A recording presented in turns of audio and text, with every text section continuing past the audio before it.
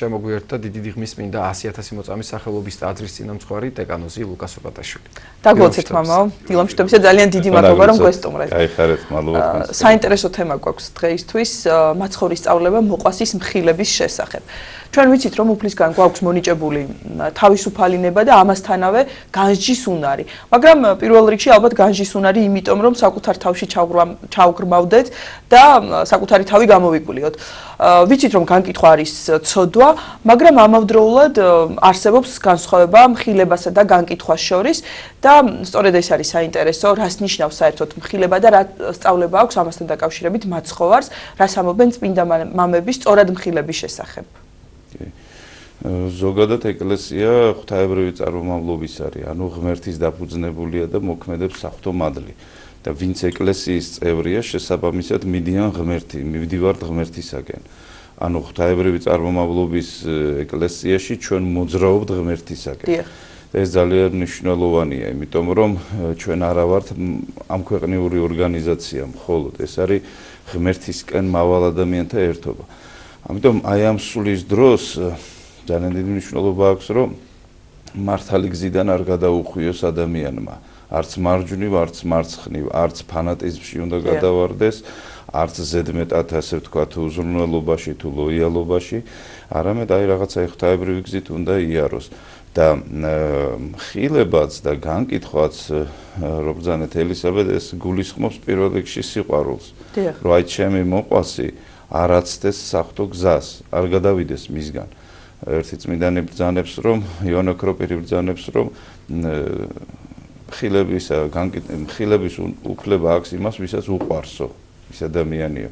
თუ არ გიყვარს, ჯობია რომ არ ამხილო, იმიტომ რომ შენ დაუნებურად აუცილებლად გამოავლენ რაღაცა სისასტიკეს, არასიყვარულს და ხა ჩვენც ისეთი ვართ, ახლა ადამიანი რაღაცა რო გვესაუბრება, თუნდაც გამარჯვებას გვეუბნება, ჩვენ ვაკვირდებით რა გულით გვეუბნება ის გამარჯვებას და მე ვასკვნით რაღაცას, რომ ეს ჩვენი კეთილის სურველია, ჩვენი როგორ არის განწყობილი ჩვენს მიმართ, ხო? ამას ვაფიქსირებთ, ახლა მით უმეტეს თუ ადამიანი შენიშვნას გვეუბნება, ჩვენ ვაფიქსირებთ რა გულით გვეუბნება ის, ამას ჩვენ ავტომატურად ვაკეთებთ და უფალი ხომ ამობს, რომ რაც შენ არ გინდაო, რომ სხვამ გაგიკეთოსო, შენც ნუ გაუკეთებო სხვას.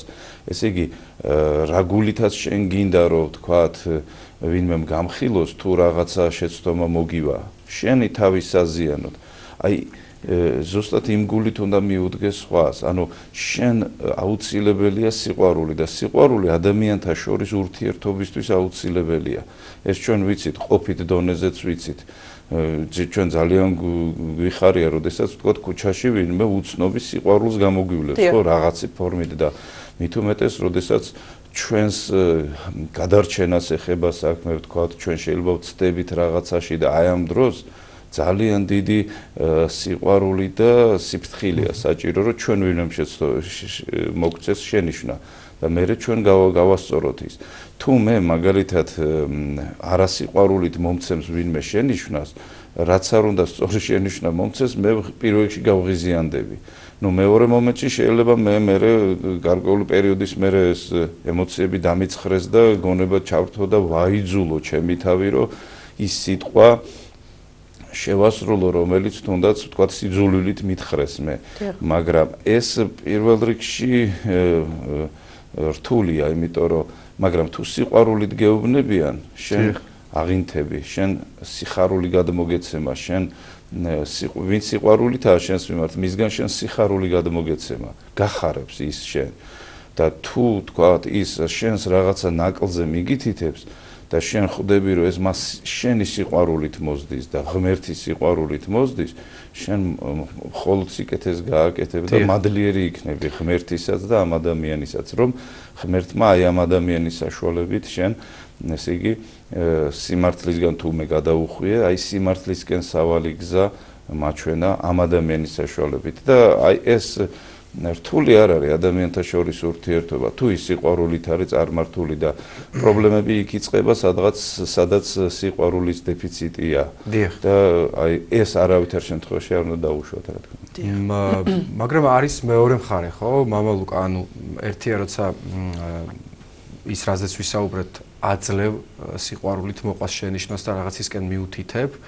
და მეორე მხარე ვთქვათ მიმღები ამისა, ანუ ვთქვათ ამ შემთხვევაში ჩვენ მე როგორ ვიღებ ამას? აი მაგალითად ახლა ვფიქრობდი ამისი იდეალური მაგალითი ასე ვთქვათ, ხო, ყველაზე ჯანსაღი მაგალითი, ახლა თქვენ რაზეც საუბრობდით, ალბათ არის დედაშვილური, მამაშვილური, ანუ ოჯახური გარემო, ხო? ყველას მიგვიღია რჩევა, ხო? აი მაგალითად შეიძლება იმ მომენტში მე წენია კიდევაც ან ჩამithვლია რომ რაღაცა არასწორია, იგივე თქვა დედის მხრიდან, როცა ის რაღაცას მითითებს, მაგრამ ეს ხო აუწონარი სიყვარულია დედაშვილობა და დედამ ზუსტად იცის, თქვა, რომ ჩვენ რაღაცა გავმრუდდით და საით უნდა მიგვითითოს, ანუ მისგან ეს სიყვარულით გაკეთებული, ანუ ეს დაფიქსირებული პოზიცია გასაგებია, მაგრამ მეორეა მე როგორ ვიღებ?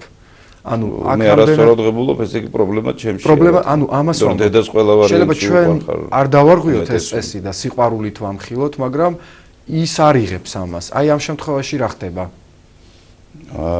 არა, ამ შემთხვევაში უფალი ხო ბრძანებს, რომ მინდი და ამხილეო. თუ არ მოისმინაო შენიო, 2 ან 3 შენთან ერთად მოვიდესო და ამხილეთო და თუ კიდე არ ისმინაო, მაშინ კრებულთან ერთად ამხილეო. და თუ ამისიც არის მინაო, მაშინო იყოს ისო შენთვის ვიcartsa მეზვერე და წარმართიო. ანუ ადამიანი, რომელიც არც ერთ ვარიანტში შენსას არ მოისმენს და მას აქვს თავისი ცხოვრების წესი. და ამ წესს აგრძელებს. ეხლა იქ საუბარია უფლისაგან მხოლოდ იმ შემთხვევაში, როდესაც ადამიანებს წესად აქვთ ღმერთისაკენ სულა და ღმერთისათვის ერთგულება. თუ ადამიანს ახლა ცოდვითი ცხოვრება ეს წესად აქვს, იმისთვის ძალიან ძნელია შენიშვნის მიცემა, აი ძალიან ძნელია. იტყვის რომ მე ეს მინდა და მე ამის უფლება მაქვს და ეს ისეთი არგუმენტებია, ამას ვერ გადახვალ და არც ღმერთი არ გადადის ასეთ არგუმენტებს. უფალი ხო ისეთებს იხმობს, ვისაც აქვს სურვილი ღმერთისაკენ სულისა. და ეხლა თუ ღმერთისაკენ სულის სურვილი აქვს ადამიანს, რა თქმა უნდა, მან უნდა შეძლოს, რომ ეს მოისმინოს ყოველივე. და ეს ალბათ შევეხეთ ისეთ შემთხვევას, გიორგი, როდესაც ადამიანს არ აქვს ღმერთისკენ სულის სურვილი და მიზანმიმართულად შეიძლება ცოდვა აირჩიოს ცხოვრების და გაგრძელოს ასე ცხოვრება, არავისი არ გაიგოს. ამა თუ იმ ეტაპზე შეიძლება იყოს ეკლესიური და ღმერთის ერთგული, მერე შეიძლება გადაწონათ ცოდვამ, მერე შეიძლება ისე ვთქვათ ღმერთისკენ წავიდეს. ეს მისი პირადი საქმეა, მაგრამ შენ მაინც უნდა უთხრა მას და აჩვენო ნამდვილი ცხოვრების გზა და ნამდვილი ცხოვრების წესი. და წმინდანები როგორც ბრძანებენ, შენ ნიკოდიმოს თაწმინდელი ბრძანებს, შენ თვითონ იყავიო, აი იდეალური ქრისტიანიო, შენ თვითონო და ხმაც რომ არა მოიღო, შენ ხარ ცოცხალი მაგალითიო. შენ ხარო აი კეთილსურნელების აღმომაცნებელი, რომელსაც ქვეყანაზე არაფერი არ შეედრება. და შენს დანახვაზეო ყოველთვის ღმერთი გაახსენდებათო ადამიანებსო და თავისი შესაძლებლობის მაქსიმუმს გამოიყენებენო, რომ თვითონაც იგივე შეძლონო. იმიტომ არ არსებობს, რომ ღმერთი არ უყვარდეს და არ სურდეს ადამიანს უпростоრეთ, იმიტომ რომ ღმერთთან ყოფნა ნიშნავს ბედნიერებას, სიყვარულს, სიმშვიდეს, ყველანაირ უზრუნველყოფას, ფსიქოლოგიურ, სულიერს, ფიზიკურს. ეს შეგნებით თუ შეუგნებლად თუ ქვეცნობიერად ყველა მიცის. ამიტომ ღმერთის წადილი ალბათ უმეტესობა ადამიანებს აქვთ, მაგრამ საქმე არის უკვე აი ნებისყოფის დაძაბვაში, რომ აი ამ გზამდე მიხვიდე და ასე შემდგომ. ანუ იძულების, ხო, ეს გზა როგორც იძულების. ოღონდ ადამიანმა თვითონ უნდა აიძულოს თავისი თავი. ჩვენ სხვისი იძულება არაფრით არ შეგვიძლია, საკუთარი თავის იძულება კი შეგვიძლია. და თუ ჩვენ ვიქნებით აი როგორც წმინდა ნიკოდიმე თაწმინდელი ბრძანებს, სრული თავის უხილავ ბრძოლაში საოცარი წიგნი, ყველა ქრისტიანისთვის ალბათ სახელმძღვანელო, იქ ბრძანებს, რომ შენ თუ იქნებიო ნამდვილი მაგალითიო, შენ სიტყვის ქადაგებაც არ დაგჭირდება, სიტყვის ამოღებაც არ დაგჭირდება, ისე იქნები აღმაფრთოვანებელიო ღვთისმოყვარე ადამიანების. მამო, აი ხილების მიღებაზე საუბრობთ და ამ თემას გავაგრძელებ. ალბათ სამი ტიპის ადამიანი არსებობს, აი თუ როგორ ვიღებთ ჩვენ შენიშვნას. პირველი ბრაზდება შინაგანადაც და გარეგნულადაც და ამას გამოხატავს, ამპარტავნების გამო ბუნებრივია. მეორე შინაგანად ბრაზდება და შეიძლება გარეგნულად ეს არ გამოხატოს და მესამე იღებს და მადლიერიც კი არის ხილებლისა და შეიძლება გამოასწოროს კიდეც თქვათ ის რაღაც უარყოფითი მიმართულება. ამიტომ რამდენად მნიშვნელოვანია რომ როდესაც ადამიანს ვამხელთ და ამას ვაკეთებთ კეთილი გულით, გავითვალისწინოთ მისი სულიერი მდგომარეობა, ხასიათი თუნდაც და ისე გავაკეთოთ რომ შედეგი იყოს დადებითი, იმიტომ და გარემოც სწორად იყოს ალბათ შერჩეული, ხო, სად ეტყვი და როგორ ეტყვი. კი, და როგორ ხასიათზეც არა, ჩვენ სხვა აი როგორ ხასიათზე ვართ გააჩნია. ერთი და იგივე ინფორმაციას ვღებულობთ სხვადასხვანაირად. როგორ არ დაირევა მონასტერი ასე ვთქვათ. კეთილი განწყობით და განზრახვით შენ მიუდგე, მაგრამ უთხრა ისეთ მომენტში და ისეთ დროს რომ ისე ხა არაადეკვატური იყოს. კი, არა, ამას ძალიან დიდი ცოდნა უნდა და მოხერხება. მაგრამ როგორც დავიდან თქვით, მთავარი მაინც ისაა, რომ შენ აი ის დაგაკვირდება შენ რომ ეტყვი რაღაცა მისი ქცევის საწინააღმდეგოს. აუცილებლად აკვირდება რა მოტივით ამბობ ამას და თუ შენი ერთადერთი მიზეზი გაქვს ამისა სიყვარული, აი მაინც ის აიტანს იმას და ადრე თუ გვიან მაინც მადლიერი იქნება შენი და ბუნებრივია რომ დრო უნდა შეირჩეს, მისი მდგომარეობა უნდა შეირჩეს და რა თქმა უნდა აი ფორმა სიტყვისა თუ შენ ოდნავ მაინც გაღიზიანებული ხარ მისით და შენ ამას ეტყვი, აი 100%-იანი სიმართლე რო უთხრა, ამას საერთოდ არ მიიღებს, 100%-ით არ მიიღებს. იმიტომ რომ ადამიანს დღეს ჭირდება სიყვარული. აი წმინდა პაისი ათონელი ბრძანებს რომ ადამიანებს დღეს ორი რამე ჭირდებაო. სასულიერო პირებზე საუბრობს, სასულიერო პირისგან ეს არის პატიოსნება და სიყვარული. თუ ეს ორი და შეიძლება ეს განვავრცოთ საერთოდ.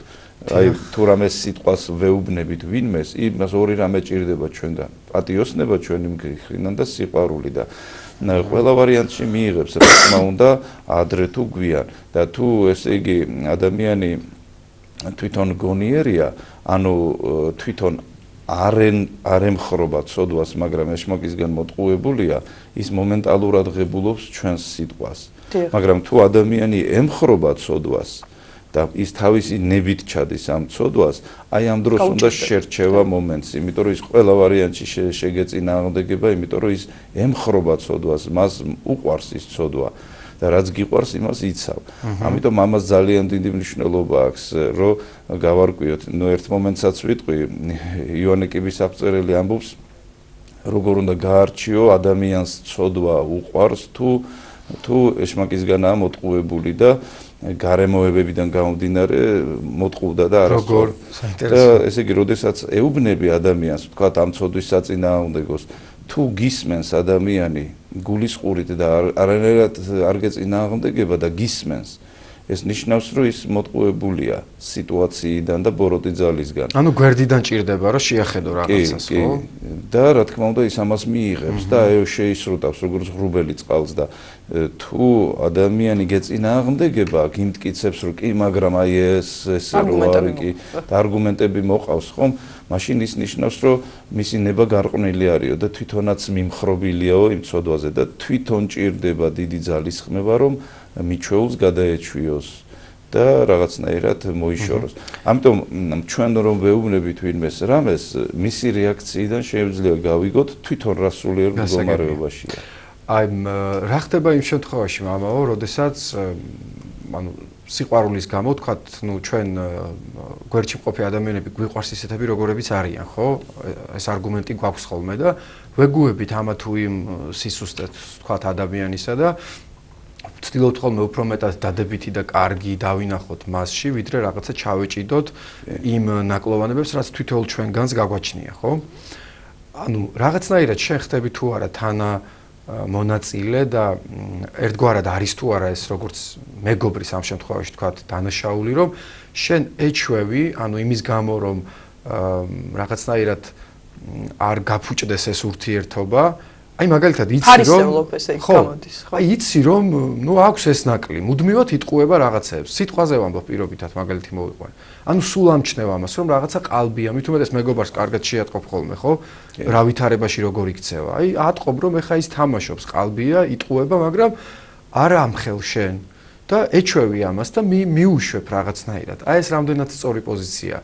კიდევ მეორებ იმის ან იგივე უფროსთან მიმართებით შეიძლება ითქვას ეს თქვათ ხელმძღვანელთან რაღაცის შიშის გამო ვერ უბედავ, ანუ ბევრი ნიუანსის მოყვანა შეიძლება. და ერთსაც დავამატებ, მამაო, ამ შემთხვევაში შეიძლება გინდოდეს მხილება, მაგრამ ფიქრობდე რომ არ ხარ ავტორიტეტი იმ ადამიანისთვის. ანუ ყველას აქვს მხილების უფლება, ყველას შეუძლია რომ ამხილოს.